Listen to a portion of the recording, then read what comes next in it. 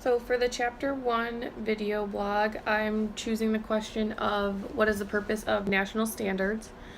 And the overall goal for national standards is to make schools accountable for their student success and performance, and to try and close the achievement gap across varying environments depending on the different SES, the environment that the family comes from and what type of diversity is there, and the standards outline typical development and learning for students, and they're established for content, not for the tests per se, as a lot of people believe they are. And when No Child Left Behind and then later Race to the Top were put into place in the United States,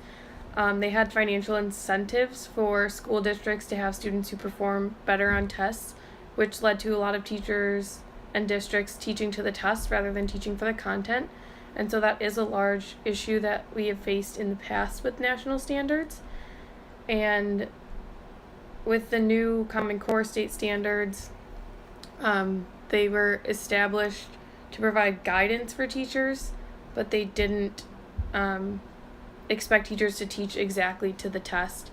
as in previous standards, but rather they explicitly asked school districts and teachers to further differentiate their lessons for ELLs and different students with varying abilities, so that they had flexibility for implementation to make sure that every student was learning what they had to.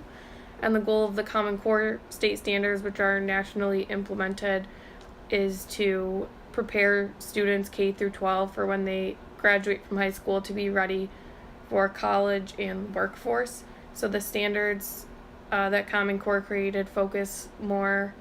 on citizenship as a whole and preparing them for like real life per se after college. And with the Common Core, especially now a few years after it was initially implemented back in 2011, I believe,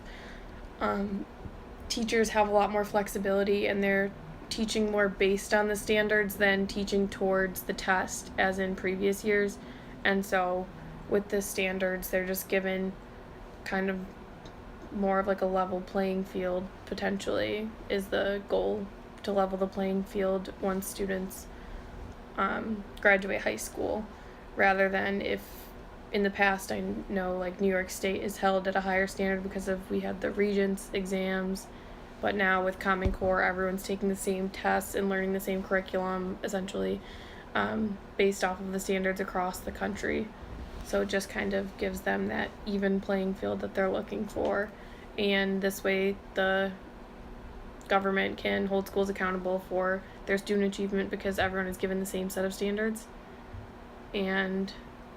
hopefully that will make the students more successful.